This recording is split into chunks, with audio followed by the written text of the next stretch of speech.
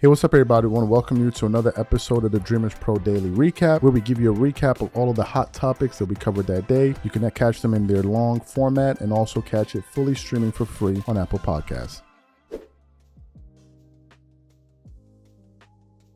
So today I was just kind of looking for what to talk about here. And I was thinking about that news surrounding Russell Westbrook being signed, right? I was thinking about some topics around that. Then, of course, I was thinking about the news surrounding LeBron deciding to, the news is that he'll be back mid-November, possibly, to return for the Lakers. And some people are beginning to see through this entire story. And some people believe that this guy's mailing it in that he's pouting. He doesn't seem to be taking this season seriously. Yesterday, we produced a show reacting to some comments that Rashard McCann had to make yesterday on the arena. So these thoughts were already swirling in my brain today. Pause. And then I came across a clip here from former ESPN analyst. You used to see him a lot on Pardon the Interruption. No, not Pardon the Interruption. Was it Around the Horn? Sorry. Whew. Not Pardon the Interruption. Around the Horn. Bomani Jones. And I saw a clip from his show called The Right Time with Bomani Jones. And it says, why LeBron's injury proves he's too old to still be playing. And I'm like, okay, that's interesting. So I decided to click on the video to kind of hear what he was talking about. And as he was talking about it, he revealed something that I didn't know, which was that y'all know Dave McMenamin. We all know Dave McMenamin, right? That was the guy that released the information this summer that, the Lakers, their teams that are interested in trading for LeBron, the four teams, the Clippers, the Warriors, the Cavaliers, and the Dallas Mavericks. You remember that story after LeBron was at the summer league game in Las Vegas when ESPN asked to talk to him. He said he has nothing to say. Y'all remember that? Wasn't it David? Y'all think it was him, right? Well, as you guys know, you have clutch guys littered all throughout the sports landscape. Some of them are overtly clutch guys like Nick Wright, and others, and then some of them are covert, and then others are just affiliated, but you would never know. Well, it turns out that Dave McMenamin has been secretly connected to LeBron James for years, and he has been working with him to essentially put out positive stories for this guy, going all the way back to Cleveland, and Bomani Jones just exposed that. I never knew. Take a listen to this here. Number 3, Ryan Berry didn't say the best part. Dave McMenamin came out with a report. And I like Dave. But you need to understand that when Dave covered the Cleveland Cavaliers, LeBron had 3 guys in the media that he referred to as his 3 wives. I think it was McMenamin, Chris Haynes, and Joe Varden. That is no shade to those guys. But LeBron said that out loud in front of people. Okay. And that was 10 years ago. And McMenamin moved his life from Cleveland to Los Angeles, and that was 8 years ago. Yeah, it's more like McMenamin moved his life from Los Angeles to Cleveland. and then thank God he didn't have to do that anymore. Good point. But anyway, I'm just saying Dave McMenamin is a reporter who has a standing relationship with LeBron. Okay.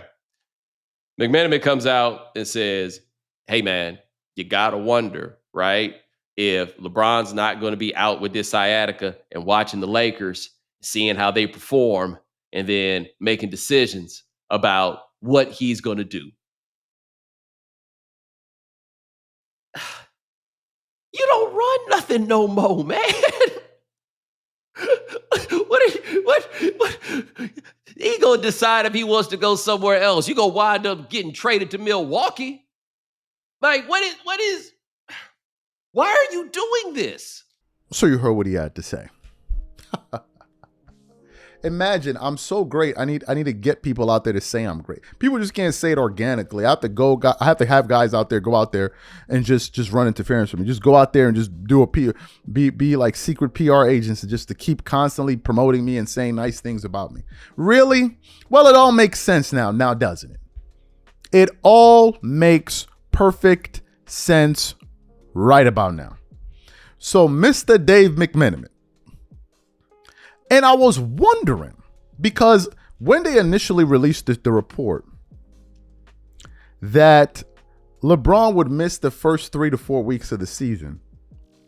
And Dave McMenamin, I believe, was on NBA Countdown. And he said something that floored me. We were doing a live at the time.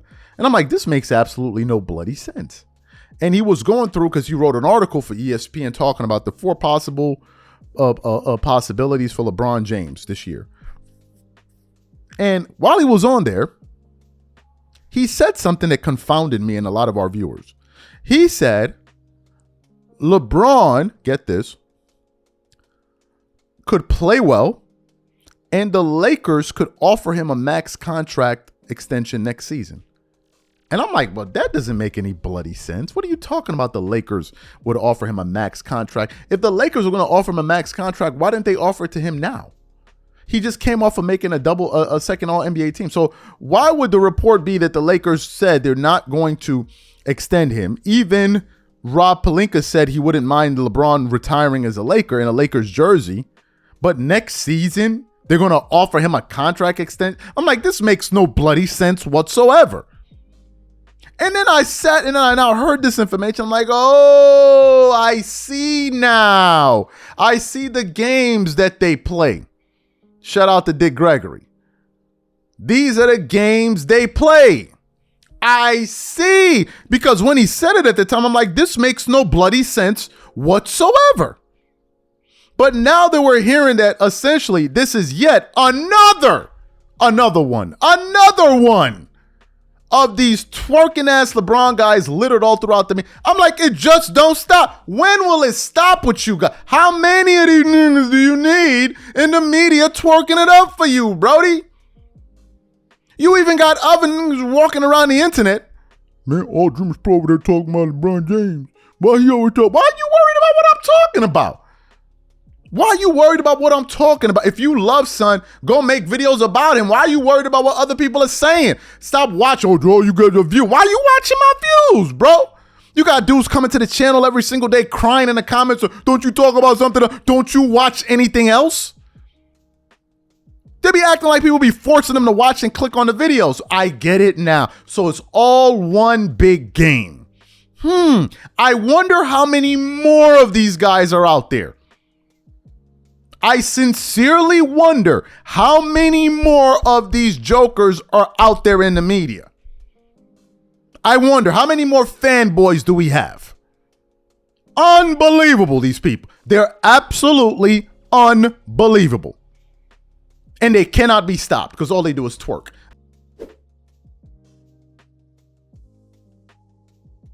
As you guys know, Patrick Beverley made some news, I believe it was yesterday, excuse me, about why Russell Westbrook isn't in the NBA. And then shortly after that, we got the news that he was going to be signing with the Sacramento Kings, right? But a lot of people were asking this question. Why was he in the NBA? Why was he in the NBA? And I said on that show yesterday, we all know why Russell Westbrook was going through what he's been going through. It's because he played with that damn LeBron James, man. We all know this, right? And we know the pattern. Whenever you play with LeBron James, your reputation usually goes in the toilet when things don't go well. This is the history of it. We all know this, right? So I saw a video yesterday from Too Raw, who was reacting to some comments that Shannon Sharpe said. Full disclosure, I'm not subscribed to Nightcap and all of these shows. I catch clips here and there. I'm not subscribed to most dudes, man. I only watch a few people. I stopped listening to Shannon after that last antic that went down. So I was serious about it. So I didn't know that this was a thing until Too Raw brought it up. But one thing people need to know, or at least needs to be brought up, is the fact that Shannon Sharpe, Skip Bayless, and many others are part of the reason why Russell Westbrook went from being a max player when he got to LA. I think his final year with the Lakers, he was getting paid over $40 million, to him leaving the Lakers and him becoming a mid-level exception guy, is because of the slanderous things that Shannon Sharpe and Skip Bayless and these guys did to this guy for well over a year on FS1. So what we want to do is want to play a quick compilation of some of the things that Shannon and Skip were saying about Russ throughout the years. And then we're going to come back and continue on the show. Take a listen to Shannon Sharpe here. You know, when you normally put together a little montage, I just want to show the people at home. I want to show the people three plays from my guy. Okay. Just pull that, right? Look at this. This is the first play offense. This is the Lakers' first offensive play. That's the Lakers. The first time they had the ball. This is what happened. Yep. I saw that one. Derek White got it easily. Whoops. That's the first play out of in the second half. It was. That's the first play. Yep. So the first play in the first quarter, the first play in the second half. In order, Russ's turnovers from last night, just for those who might not have stayed up late enough to digest them. Russ's turn. What? Russ, careful. Just careful. What was that? That'd get a lot of players yanked. What was that? That's just wild, out of control Russ. Russ. What? What, Russ? Come on. You're better than that. You're way better than that. But again, leaving his feet. Leave your feet up in the air without a plan. That's the one to hit AD side the head with. Right in the head. God. What are you doing, Russ? Russ, this is overtime. That's the other. Can we show first the 12 missed shots that he had at Portland on Saturday night? With LeBron healthy, AD healthy, how Rush doesn't fit them. He doesn't complement what they don't do well. He doesn't do well enough to complement their weaknesses. So it makes no sense. What are you waiting for? You talk about, well, let's wait to Thanksgiving. Skip by Thanksgiving, you might be 20 games out of it.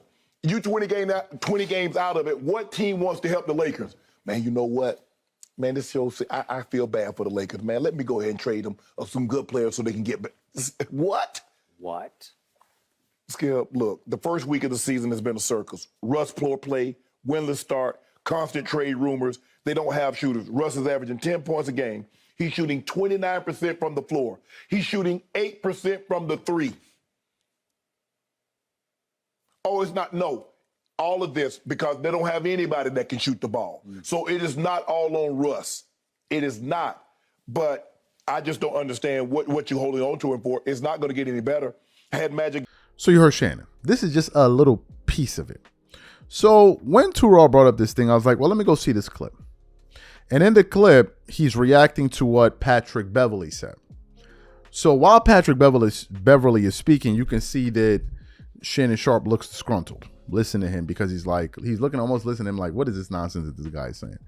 So when it came time for him to respond, he essentially doubled down on almost every single thing he had said about the guy all throughout the years. For those of you who didn't hear what Shannon had to say on Nightcap, I believe it was yesterday, take a listen to his comments here, and I'm going to come back and continue on the show. Take a listen to Shannon Sharpe here. I'm trying to figure out, he says it's the Lakers. Okay, Cleveland, Baker Mayfield. He's with Cleveland. Yeah. And I'm sure Cleveland said some bad things about Baker Mayfield. What's Baker Mayfield doing now?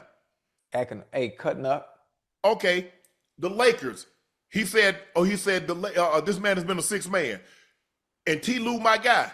T. Lue say, I love Russ. Why didn't they sign him back? He declined the option with the Nuggets. So are we not going to, he mentioned Russ shot 40% from the three. So are we going to take an outlier season or are we going to take about what he's done, his career in the playoffs from the three-point line?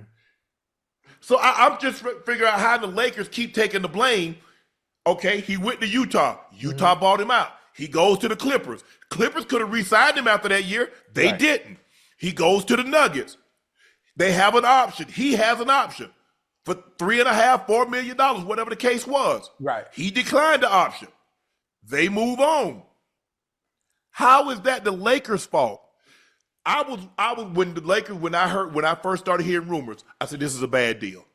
I said LeBron and Russ won't work together. Right. They both need the ball, and it just won't work. Neither one of the guys are catch and shoot. LeBron needs shooters. Russ needs shooters. So it's not going to work. But I'm just trying to figure out how it's everybody's fault. Russ is not, he's turnover prone. He's not a great shooter. He's not a great defender.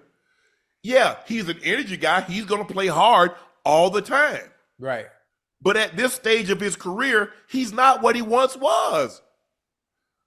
Damn. Excellent. So you heard what he had to say. Let me just give you guys a quick history. Let me just pull up Russell Westbrook's stats before he joined the Lakers.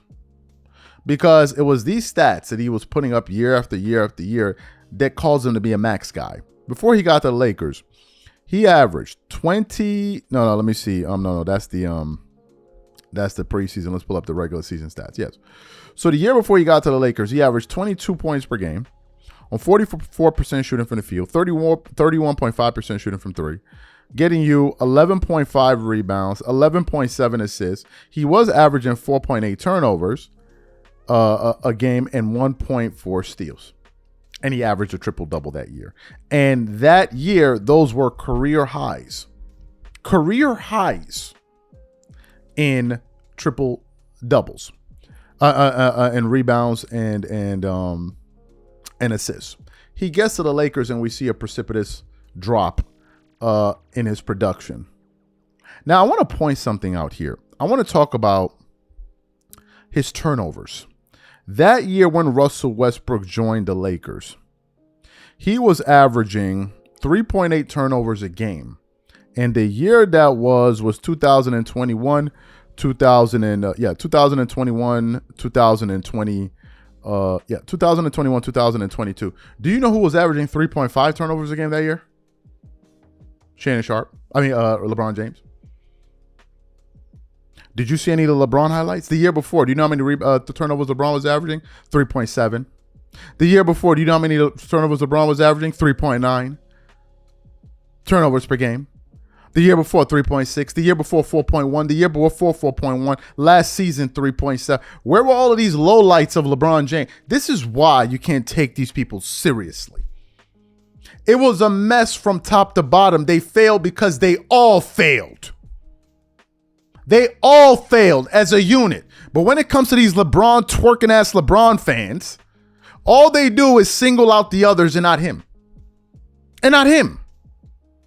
They kept on showing highlight reel after highlight reel after highlight reel of Russell Westbrook's blunders. They didn't show the other guys. And at a certain point, once LeBron knew that year things were going to work out, do you know what he did? He checked out and started focusing on his stats. And he decided, okay, well, since things are going to work out, let me focus on my stats and try to average 30. That we all know the game, bro. The fact of the matter is, before he got to LeBron, everybody loved him. Prior to him leaving Washington, they wanted him to stay. So why is it now all of a sudden, the guy has been playing for well over a decade, he gets to the Lakers and all of a sudden he's a bad guy? Why? Because I'm a LeBron fan and I just love blaming others? And these would be the same clowns that be running around talking about, well, you ain't supporting the black man. You ain't supporting the black man. These morons. They be the first one to pull a black card on you, but why you don't support black men?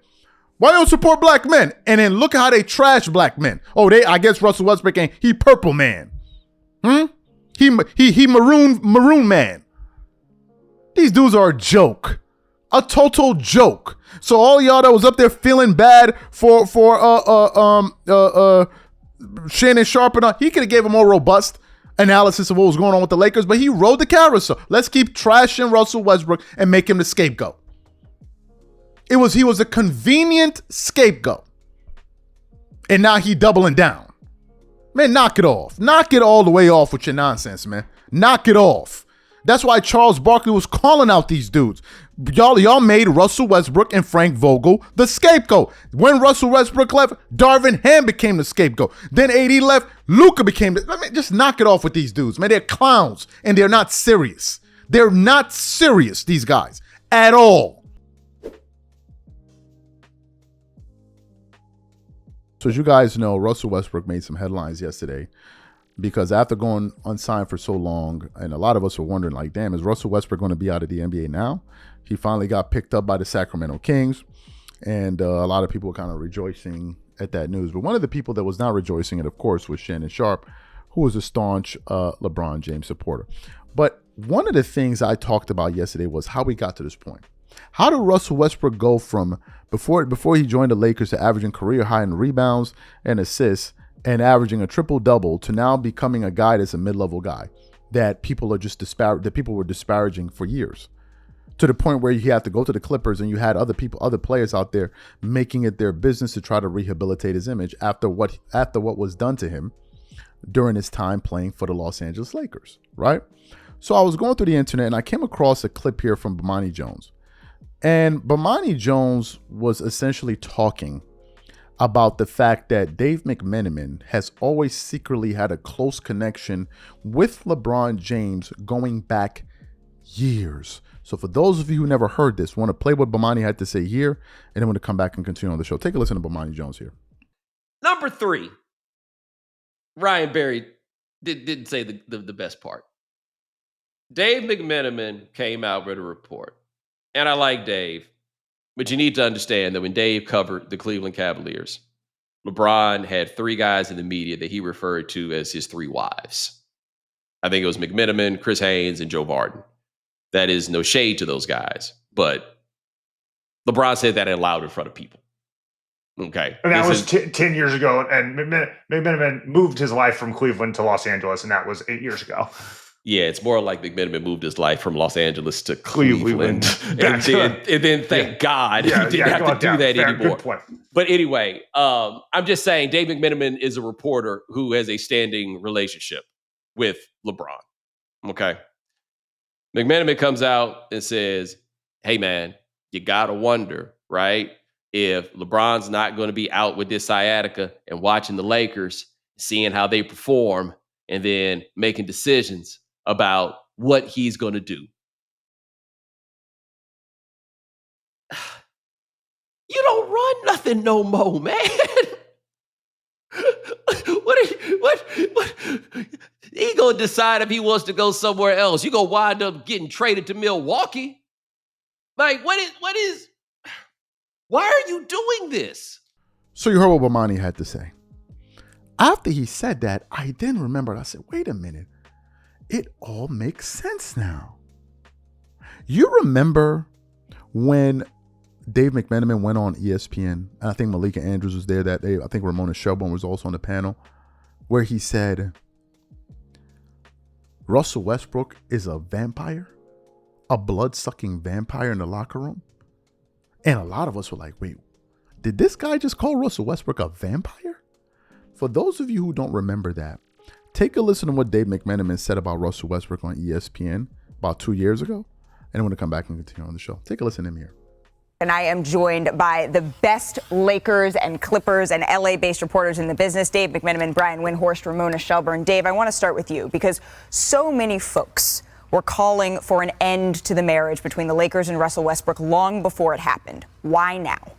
Well, this was the time to do it. Russell Westbrook was not going to be part of the team after this summer when his contract expired. And also when his contract came off the books, the Lakers would have less money to deal with in the free agency period this summer. So you had to do it if you wanted to get those pieces you could have part of the team moving forward. You get younger, you got shooting, you got switchable defenders. And as one source told me, you remove a vampire from the locker room. That meaning a vampire sucks the blood out of the locker room. Russell Westbrook moves on. A vampire out of the locker room, Ramona. So you heard Dave McMenamin. Let's put the pieces together.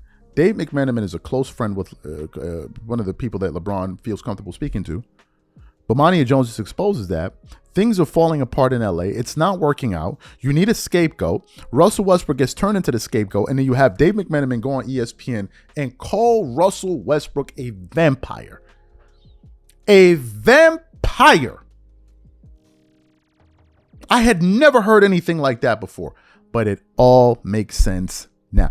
Y'all think it's a game when people say that whenever things don't go well around this guy, it's always his teammates. There's a reason why Kevin Durant said the environment that surrounds that guy is toxic. And now it was a hit piece on Russell Westbrook. They made it their business to destroy. There's no surprise why when Russell Westbrook returned to LA as a Clipper, he didn't shake LeBron. We all knew the game. Even Anthony Davis has a video of him giving LeBron James the middle finger in that Dallas Mavericks game when they first met because AD felt like son knew about it. How many dudes need to get snaked? They wanted the guy there. He gets there. Things don't work out. And then they now leave all of the blame on his shoulder. All of it. Did you hear LeBron defend Westbrook at any point? Did you see him run up on any reporter the way he ran up on Stephen A. Smith talking about, oh, why are you talking about my teammates like that? Of course not. He said back when they spoke about Bronny, he would run up on your face about that because that affects him directly. But since it don't affect him directly, you just leave it. Okay, leave him to the dogs. Let the wolves take care of him. And that's essentially What happened? They worked in unison to destroy this guy's reputation. Patrick Beverley is asking, what happened? You know what happened. Y'all are running around asking dumbass questions like y'all don't know what happened. You know what happened. You know where it's coming from. You know what's being said on the streets, bro. You know. You're talking about the Lakers. Who in the Lakers? The janitor? Who? The water boy? The accountant? Who? Put some names on it. You already know what it is. You already know what time it is. But everybody gonna act like they don't know what they talking about. And then you got other dudes running around the internet talking about, man, why you were talking about LeBron James? I mean, why don't you like him? For reasons like this. Next question, please. Next question. We all know this. The Wizards didn't even want Westbrook to leave. Every other team he went to, they loved him. They loved him. The Clippers, they loved him. Denver, Nikola Jokic was the one that requested him. He didn't leave Denver because they didn't want him. He left Denver because they said they weren't going to give him any more minutes, not because they didn't love him. Not because he was a vampire. Why wasn't I looking at Paul George and Kawhi Leonard? Why weren't they hold the holes in their neck where the blood was pouring out since he a blood-sucking vampire?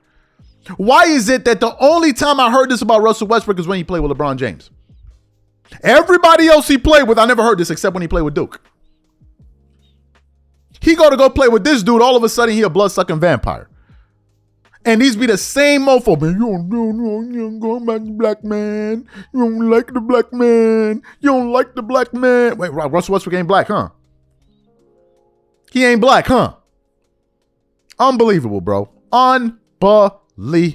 It makes sense now. It all makes sense now.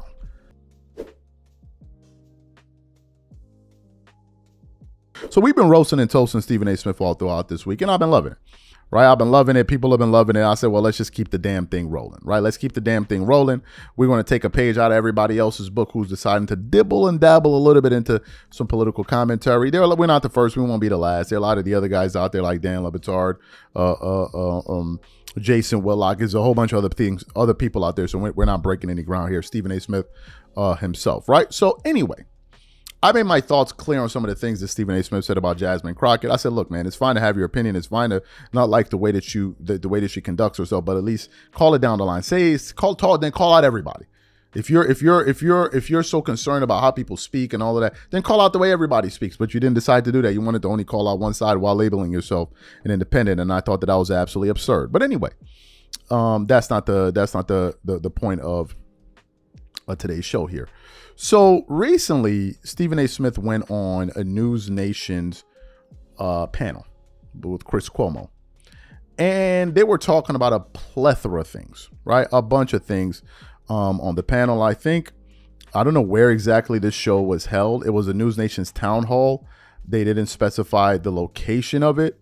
But anyway, Stephen A. Smith was there along with some other political commentators as well.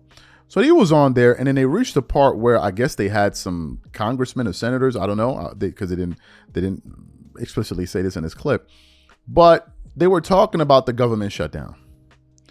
And in typical Stephen A. Smith fashion, he had to turn the thing into one big spectacle. So while he was giving his point, at the end of it all, he decided, you know what, to add a little bit more oomph to what I'm saying. Let me just storm off the stage and then come back later like as if we on the set of First Take. For those of you who didn't hear what Stephen A. Smith had to say, I want to play it for you now, and I'm going to come back and continue on the show. Take a listen to what Stephen A. Smith had to say there. Stephen, are you going to say something? I just want to say. There it is. I'm trying to be very respectful to everybody because they deserve it. Why? But let me say that, no, because you deserve it. But let me say this. I don't think Washington understands how ticked off we truly are. Think about the conversation that we're having right now. You brought up the single-payer system, emulating Canada. You know, we're looking at a president that just gave $20 billion to Argentina. we're hearing about or witnessing what I consider to be a retribution tour. And even though to some degree I don't blame him because of how people went after him, still it appears to be counterproductive. We're listening to this kind of stuff while a young man walked up to the microphone and said that he had to leave here to go and work on DoorDash to help pay for his daughter's tuition. Meanwhile, everybody up here getting paid. But he ain't. This is this kind of stuff right here. That's how you know, and I'm not accusing any of you directly or personally of feeling this way. I'm just talking about the apparatus that is Washington, the nation's capital. This is why you have so many Americans, excuse my language, so pissed off at Washington, because somehow, some way you get to have these conversations, engage in specific elements of it to talk about what we need to do to get things better. Our debt is $37.8 trillion. Somehow, some way, the taxpayer's been paying this, been throwing money, because we all look at our check, and it's been going to the government. And somehow, some way, you're supposed to be doing something constructive and productive enough to make sure that we don't have that kind of deficit. It isn't happening. A government shutdown is going on right now. A man has to work on DoorDash when he's really an air traffic controller that we applauded. And we're up here talking about how much some money is going to cost. And the only person that don't have a check coming is him. You know what I'm going to do? I'm going to take a break. So that's what he had to say. Then later on, New York Times wrote an article on this. They said this: Stephen A. Smith storms off stage after fiery rant during News Nation's town hall. This website is littered with ads. Like you can't even read their damn website. Anyway, it says ESPN personality Stephen A. Smith stormed off stage during News Nation town hall on Wednesday after an air traffic controller told panelists he has a side gig as a delivery guy to pay his child's tuition amid the government shutdown. Now, the guy himself said, I'm an air traffic controller for the Federal Aviation Administration. I've been there for 16 years. I've also been through the Obama shutdown and the Trump shutdown in the previous. And then the audience went on to say a few other things. And then Stephen A. and he said, my question is, under the current political climate, do you think this shutdown could actually be longer than the previous shutdown? I'm actually driving DoorDash when I go off from work just to make sure I can pay for my daughter's tuition. The guy's name's Chris. He continued, and then Stephen A. Smith gave his rebuttal. So that's the New York Times covering it there. So you heard what he had to say. Look, here are my thoughts about this, and I wanted to be fair to him. They were talking about the government shutdown, right? That's what they were talking about. But here's my thing. Instead of all of these antics and the spectacle of it all and putting on a show and putting on a performance, it would have been good if we got into some substantive aspects of this conversation. I would have liked to hear Stephen A. Smith say, look, these are the things that I would have done to ensure that we as a nation wouldn't find ourselves at a political impasse. Because right now the Republicans and the Democrats cannot agree. And the Republicans are going to need a majority of votes to get whatever bill that they want passed. And the Democrats are not budging. So there's so much polarization in the political climate. There's so much polarization in the government. And I think it would have been a good time for Stephen A. Smith to educate the audience members and kind of let them know how we got here. I would have liked for him to go through some of the policies that various candidates had, like Kamala Harris and President Trump, that are forming some of the things that you're seeing now. So therefore, if you as a voter, for instance, if you voted for Trump, then you wouldn't be disgruntled at this particular time. I would have asked him, who did you vote for? The guy would have said, I voted for so-and-so person. Well, based off of what you voted for, you shouldn't be really surprised at what you're getting right now. These are the things that they wanted. This is what the opposition wants instead. I want to quickly read from a BBC article here. It says, what would Harris and Trump do in power? It's an old article. It was published on November the 4th. So let me just go through some key issues here that this article entailed at the time. It says inflation. Harris said her day one priority would be to try to reduce food and housing costs for working families. She promises to balance price gouging on groceries, help first-time home buyers, increase housing supply, and raise the minimum wage. Let's read what the president, Donald Trump, would have done. He says, Trump has promised to end inflation and make America affordable again. And when asked He says more drilling for oil will lower energy costs. He promised to deliver lower interest rates, something the president does not control, and he says deporting undocumented immigrants will ease pressure on housing. And then he said that, so that's on inflation. Let's get to taxes, right? A major issue here. Harris wanted to raise taxes on big businesses and Americans making over $400,000 a year, but she also unveiled a number of measures that would ease the tax burden on families, including an expansion of child tax credits. She has broken with Biden over capital gains, supporting a more moderate rise from 23.6% to 28% compared to his 44.6%. Trump proposes a number of tax cuts worth trillions, including an extension of his 2017 cuts, which most likely help the wealthy.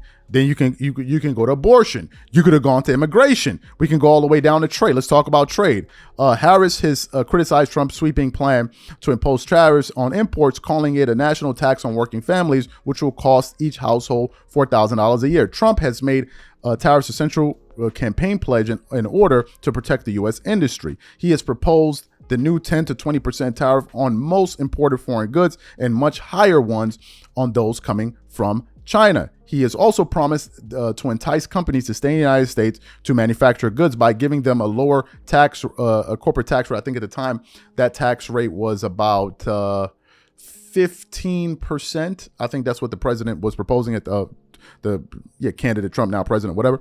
And let's get to the final one, healthcare. He says Harris has been part of the White House administration, which has reduced prescription drugs costs and capped insulin prices at $35. Trump, who often vowed to dismantle the Affordable Care Act, has said that if elected, he would only improve it without offering specifics. And then it went on and on and on and on and on and on.